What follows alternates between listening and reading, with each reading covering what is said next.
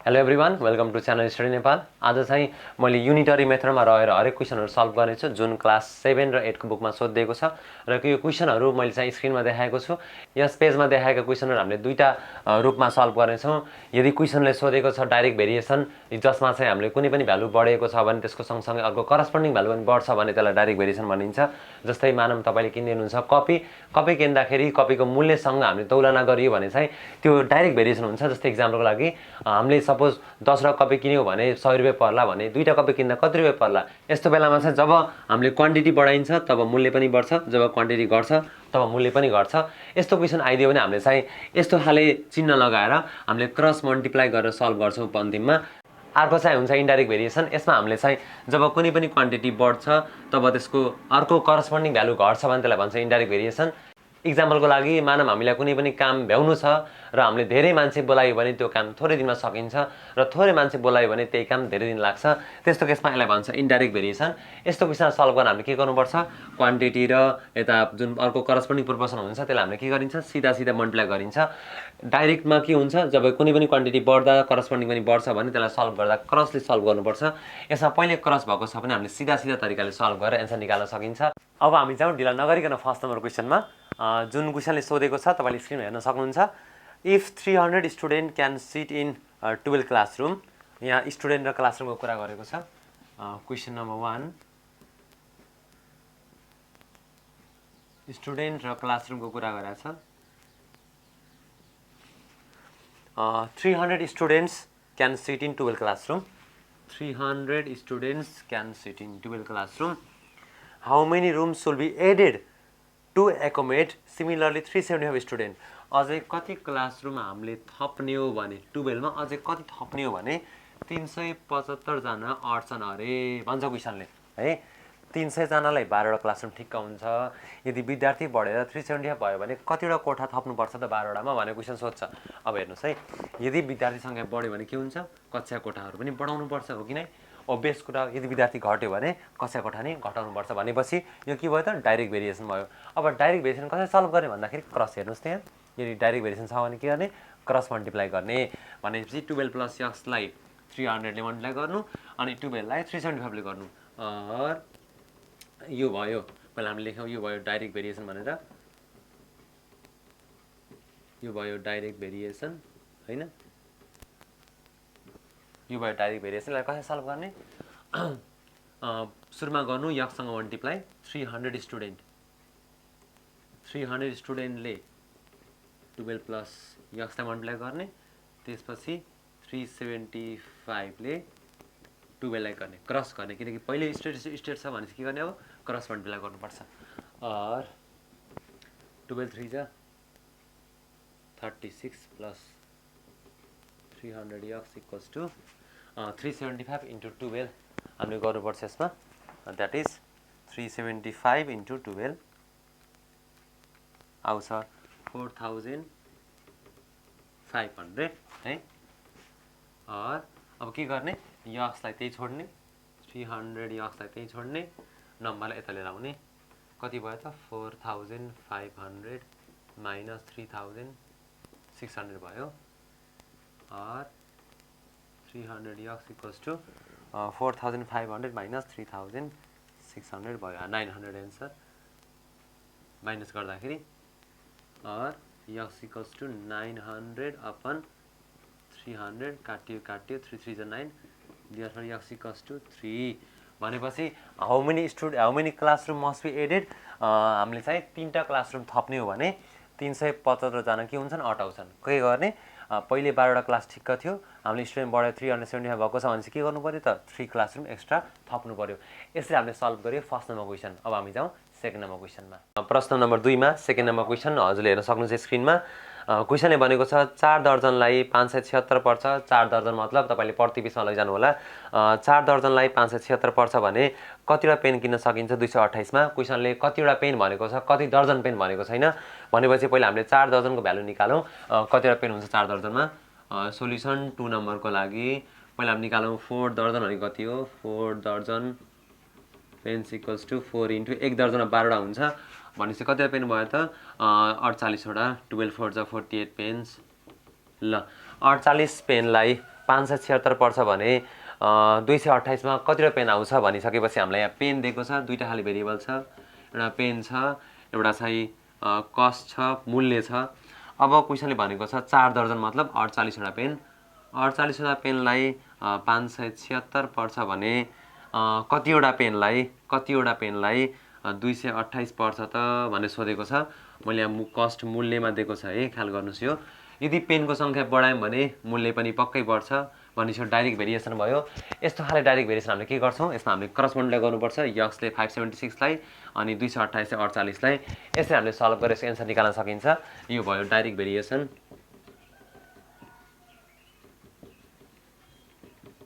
यो भयो direct variation. यहाँ के गर्ने त, पहिला यक्सलाई सल्भ गरिहाल्ने। X into 576 equals to 48 into 228 और x equals to 48 into 228 upon 576 भनेपछि एन्सर कति आउँछ यसको? यसको एन्सर निक्लन्छ 48 इन्टु 228 गरौँ सुरुमा, अपन 576 गर्दाखेरि यसको एन्सर आयो 19। भनेपछि 19 वटा पेन किन्न सकिँदो रहेछ हामीले। 19 वटा पेन किन्न सकिँदो रहेछ 228 रुपियाँमा। यसरी हामीले सल्भ गर्ने अर्को खाले क्वेसन जुन मैले सल्भ गरेर देखाएको छु। अब म जान्छु थर्ड नम्बर क्वेसनमा। क्वेसन तपाईँले स्क्रिनमा हेर्न सक्नुहुन्छ। क्वेसनले भनेको छ 18 किलोमिटरलाई 45 मिनट लाग्छ भने 30 किलोमिटरलाई कति मिनट लाग्छ भनेर सोधेको छ क्वेसनले। यो चाहिँ कुन भेरिएसन हो यसलाई हेरिहालौँ। एक ठाउँमा दिएको छ किलोमिटर, यो डिस्टेन्स भयो, अनि अर्को ठाउँमा दिएको छ मिनट, यो टाइम भयो, यो चाहिँ टाइम भयो, अनि यो चाहिँ डिस्टेन्स भयो हैन। किलोमिटरमा चाहिँ 18 किलोमिटर यसले ट्राभल गर्छ 45 मिनटमा है। अनि त्यसपछि 30 किलोमिटर चाहिँ कति मिनट लाग्छ सोधेको छ हामीले। म यहाँ लेट गरौँ। यदि धेरै डिस्टेन्स हिँड्नु छ भने धेरै टाइम लाग्छ, थोरै डिस्टेन्स हिँड्नु छ भने थोरै टाइम लाग्छ भने चाहिँ कुन भेरिएसन भयो? यो पनि भयो डाइरेक्ट भेरिएसन। यसलाई हामीले अघि सल्भ गरेर यसरी सल्भ गरौँ। यो भयो डाइरेक्ट भेरिएसन। यसमा चाहिँ 18 छ, अनि त्यसपछि 18 ले गर्छ यक्सलाई, अनि त्यसपछि 30 ले गर्छ 45 लाई, और x equals to 30 into 45 upon 18। यसलाई हामीले कट गऱ्यो भने यसको एन्सर निक्लन्छ 75 मिनट। यसरी हामीले सल्भ गर्ने यो क्वेसन। यसको एन्सर आएको छ 75 मिनट। भनेपछि 75 मिनटमा चाहिँ 30 किलोमिटर उसले ट्राभल गर्दो रहेछ, जुन चाहिँ 45 मिनटमा जम्मा 18 ट्राभल गरेको थियो। यसरी हामीले सल्भ गर्ने 3 नम्बर क्वेसन। अब म जान्छु 4 number question. A truck can cover certain distance in 6 hour at the speed of 48 kilometre per our.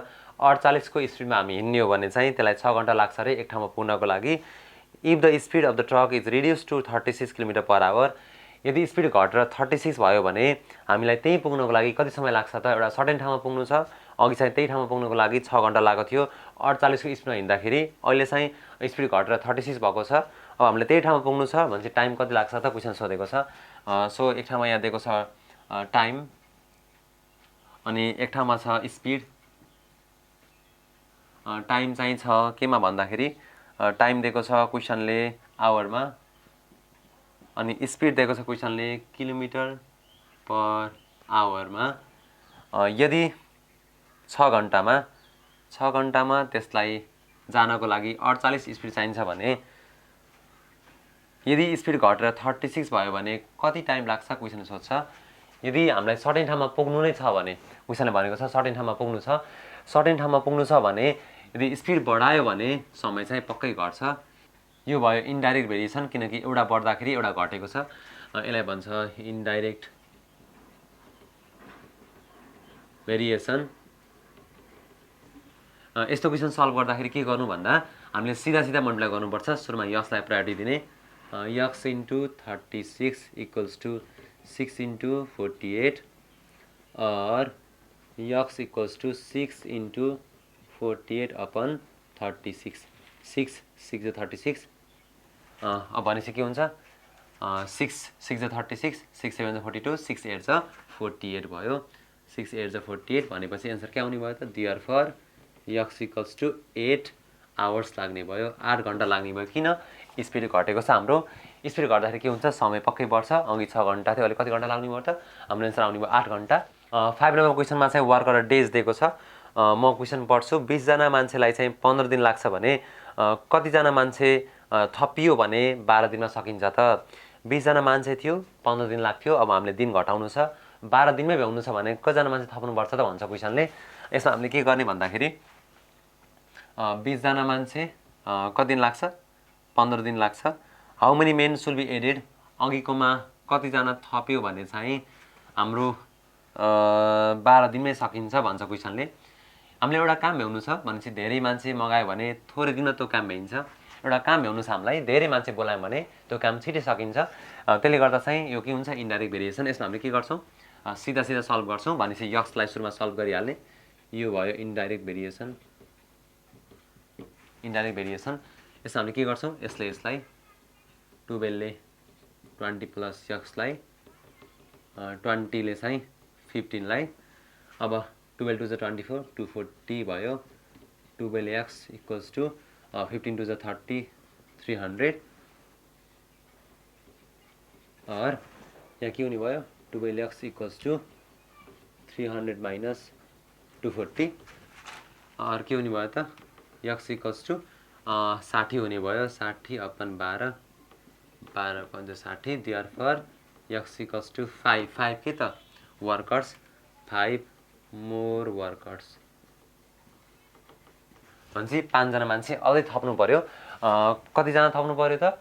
5 जना मान्छे अझै थपियो भने हाम्रो काम चाहिँ 12 दिनमै सकिँदो रहेछ।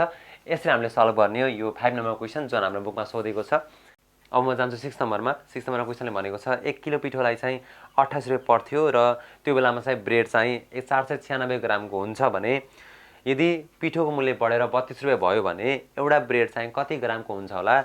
Suppose the price of the bread remains constant. यहाँ चाहिँ पिठोको मूल्य बढेर ब्रेडको मूल्य बढेको छैन भनेपछि अब व्यापारीलाई बनाउनको लागि पिठोको मूल्य बढ्यो, उसले के गर्छ? अब ब्रेडको मूल्य मगाएन उसले भनेपछि उसले के गर्छ त? ब्रेडको वेट घटाउँछ। पक्कै त्यही हो, किनकि उसलाई घाटा खानु त छैन। यहाँ ब्रेडको मूल्य उसले बढाएको छैन भनेपछि के गर्छ? उसले प्रति एउटा ब्रेडको वेट चाहिँ थोरै घटाइदिन्छ। भनेपछि यसमा के हुन्छ? एउटा दिएको छ पर केजी कस्ट पिठोको, यहाँ कि अर्को के दिएको छ? पर वेट अफ ब्रेड। ल हेर्नुहोस्, प्रति केजी कस्ट जब पिठोको मूल्य हुन्थ्यो 28 रुपियाँ तब ब्रेड हुने गर्थ्यो 496 ग्राम। जब पिठोको मूल्य चाहिँ बढेर 32 रुपियाँ भयो तब वेटको कति घट्छ कति बढ्छ क्वेसन सोधेको छ। यक्स लेट गरौँ। सो यदि मूल्य बढ्यो भने के हुन्छ? वेट चाहिँ घट्छ। यदि मूल्य चाहिँ बढ्यो भने वेट घट्छ र मूल्य घट्यो भने ब्रेडको वेट बढ्छ भनेपछि के हुन्छ? यहाँ इन्डाइरेक्ट भेरिएसन। यसलाई सल्भ गर्दा के गर्ने? यो हो इन्डाइरेक्ट भेरिएसन। यसलाई सल्भ गर्दा के गर्नुपर्छ? म जस्ट आइडिया मात्र दिन्छु। यक्सले 32 लाई गर्ने अनि त्यसपछि 496 ले 28 लाई गर्ने। गर्दाखेरि यसको एन्सर आउँछ। यसको एन्सर निक्लिन्छ यक्स इक्वल्स टू यसको एन्सर निक्लन्छ यक्स इक्वल्स टू 496 लाई 28 ले मल्टिप्लाई गरेर 32 गर्दाखेरि यसको एन्सर आउँछ 496 इन्टु 28 अपन 32, 434 आउँछ। 434 के त? Per kg weight of the bread, per weight of the bread that is 434 gram. अब हामीले यहाँ के सोच्छौँ त? ओहो पिठोको मूल्य बढेछ, ब्रेडको मूल्य चाहिँ यिनीहरूले बढाएनन् भन्ने हामीले सोच्छौँ। त्यस्तो हुँदैन। यदि ब्रेडको मूल्य नबढाए पनि यिनीहरूले के गर्छन् त? भित्र पर्ने जुन ब्रेड छ तिनीहरूको प्रति वेट चाहिँ घटाइदिएका हुन्छन्। त्यो सामानको प्रति वेट चाहिँ तिनीहरूले घटाएका हुन्छन्। यसरी बुझ्नुपर्छ यो क्वेसनहरू। अब चाहिँ हामी जान्छौँ क्वेसन नम्बर 8 को क्वेसनमा। क्वेसनले के भन्छ हेर्नुहोस् त? If there is food enough for 200 army for 30 days, how many army should be transferred from there to last food for 40 days? 200 जना आर्मीलाई चाहिँ 30 दिनसम्म खाना पुग्दो रहेछ। यदि हामीले चाहिँ खाना 40 दिनसम्म पुगाउनु छ भने कतिजना आर्मी निकाल्नुपर्छ भन्छ क्वेसनले। यसलाई सल्भ कसरी गर्ने? हामीलाई दिएको छ यहाँ आर्मी। हामी छौँ क्वेसन नम्बर 8 मा। हामीलाई दिएको छ आर्मी अनि यता दिएको छ डेज। क्वेसनले भन्छ 300 जना आर्मीलाई कति दिनसम्म पुग्छ? 30 डेजसम्म पुग्छ भने 300 मा कतिजना आर्मीलाई निकाल्ने हो भने है निकाल्ने हो भने यसलाई हामीले लेट गरौँ निकाल्ने हो भने खाना चाहिँ 40 दिनसम्म पुग्छ त भन्छ क्वेसनले।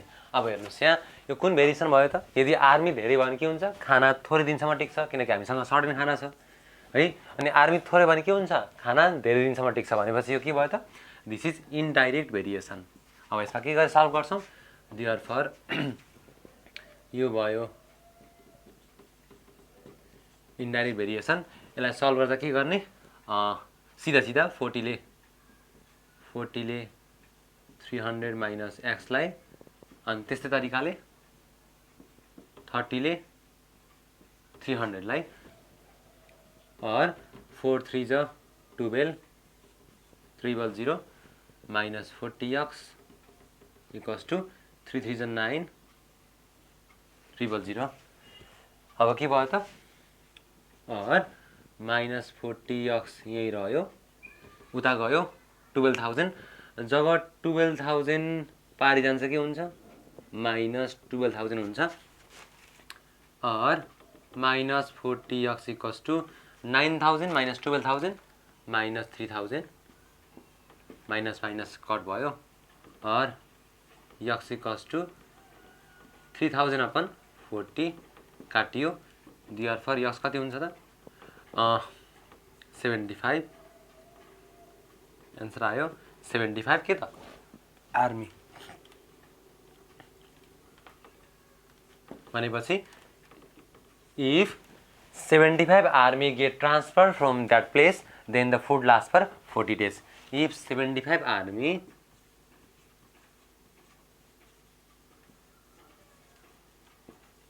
transferred then food last for 40 days. 9 नम्बरमा क्वेसनले भनेको छ a motorcycle with 50 km/h can cover certain distance in 7 hours. यदि बाइकको स्पिड 50 हुन्थ्यो भने त्यसले सर्टेन ठाउँ 7 घण्टामा पुग्थ्यो। If the motorcycle has to cover the same distance in 5 hour त्यही पुग्नु छ तर 5 घण्टामा भनेदेखि स्पिड कति हुनुपर्छ। अब यहाँ के भयो त एउटा स्पिडको कुरा भयो यहाँ हामीसँग छ 9 नम्बरमा एउटा कुरा छ स्पिडको जुन चाहिँ km/h मा दिएको छ अनि अर्को छ टाइम सर्टेन डिस्टेन्स ट्राभल गर्नु छ। यदि स्पिड 50 किलोमिटर हुन्थ्यो भने 50 km/h हुन्थ्यो भने हामी चाहिँ 7 घण्टामा पुगिन्थ्यो त्यही पुग्नु छ तर टाइम चाहिँ घटेको छ जम्मा 5 घण्टा छ हामीसँग 5 घण्टामा त्यो ठाउँमा पुग्नु छ भने स्पिड कति हुनुपर्छ त भनेर सोध्छ क्वेसनले लेट। यदि स्पिड बढ्छ भने चाहिँ हामी छिट्टै पुगिन्छ यो कुरा चाहिँ हो भनेपछि कुन प्रोपोर्सन भयो त यो भयो इन्डाइरेक्ट प्रोपोर्सन। यसलाई हामी कसरी सल्भ गर्ने 5 ले x लाई 50 ले 7 लाई मल्टिप्लाई गर्ने जुन हामीले क्वेसन नम्बर 8 मा र पहिला क्वेसनमा गरिसकेछौँ यसरी हामीले यसलाई सल्भ गर्ने हो। भनेपछि यसलाई मैले सल्भ गरिन तपाईले सल्भ गरेर यसको एन्सर निकाल्नु होला। यसमा के गर्ने 5 * x = 7 * 50 गर्नुपर्छ।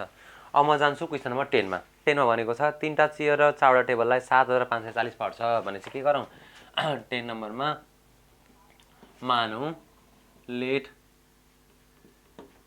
कस्ट अफ अ चेयर एउटा चेयरलाई C मानौँ and cost of a table B T मानौँ। देन क्वेसनले भनेको छ के भन्छ क्वेसनले भन्दाखेरि तीनटा चेयर र चारवटा टेबललाई चाहिँ 7,540 पर्छ अरे। तीनटा चेयर र चारवटा टेबललाई कति पर्छ अरे 7,540 7,540 पर्छ र यो एउटा पहिलो इक्वेसन भयो। अर्को के भनेछ what is the price of one table एउटा टेबललाई कति पर्छ टी लाई कति पर्छ यदि चाहिँ एउटा चेयरलाई 220 पर्छ भने र एउटा क्वेसनले दिएको छ अल्सो क्वेसन दिएको छ चेयरको कस्ट रुपीज दैट इज 220 ल चेयरलाई 220 पर्छ अरे टेबललाई कति पर्छ निकाल भन्छ। अब हामीले के गरौँ यो चेयरको भ्यालु लिएर हालौँ फर्स्ट इक्वेसनमा यो सेकेन्ड भयो putting value of C in first equation. ल C को भ्यालु यहाँ राख्नु त कति आउँछ 3 * C को ठाउँमा कति छ 220 plus 4t equals to 7540 or 660 plus 4t equals to 7540 हैन और 4t त्यही बस्छ यहाँ छ 7540 minus 660 or 4t equals to 0 minus 0 0 भयो 4 minus 6 पोसिबल छैन 5 बाट बरु लिने 14 minus 6 हुन्छ कति हुन्छ दैट इज 8 अनि 5 बाट 6 घट्दैन यहाँ 4 भयो थियो अनि यहाँ बरु लेख्ने कति नि भयो त 7 बाट बरु लिदा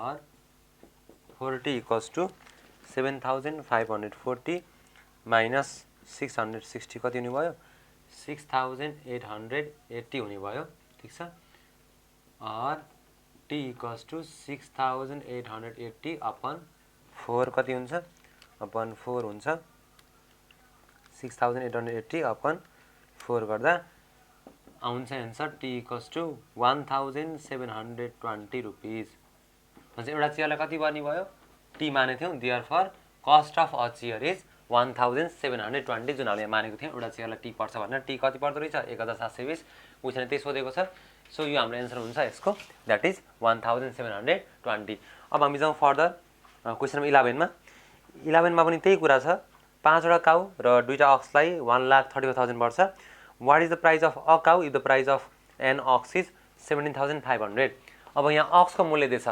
यहाँ फर्स्ट इक्वेसन बनियो के त 5 काउ म 11 मा कुरा गर्दै छु 11 मा के हुने भयो त यहाँ दिएको छ 5 काउ प्लस 2 अक्स दिएछ कति कस्ट यो चाहिँ अक्स हो अक्स कति दिएछ 135000 अनि हामीलाई अक्स को मूल्य दिएछ 17500 अक्स यो दिएछ भनेपछि के हुने भयो 5c + 2 इन्टु अक्स कति दिएछ 17500 इक्वल्स टु 135000 यसलाई सल्भ गर्ने आन्सर आउँछ 11 नम्बरको लागि सो यसरी हामीले युनिटरी मेथडको हरेक क्वेशनहरु सल्भ गर्ने हो सजिलो छ जम्मा दुईटा कन्सेप्ट सिक्नुपर्छ डाइरेक्ट भेरिएसन इन्डाइरेक्ट भेरिएसन अनि यस्तो खाले इक्वेसन मलाई आयो भने एउटा इक्वेसन बनाउने र अर्को चीज लरे त्यो इक्वेसन लरे हाल्दिने र आन्सर सल्भ गरेर आन्सर निकाल्ने सजिलो छ प्र्याक्टिस गर्नुपर्छ आजको लागि यति मात्र फेरि अरु च्याप्टरको भिडियो लिएर आउने नै छु र एक्सपेरिमेन्ट पनि छ भने लिएर आउने नै छु त्यति बेलासम्मको लागि हस् धन्यवाद नमस्कार keep touch you can share this video for other also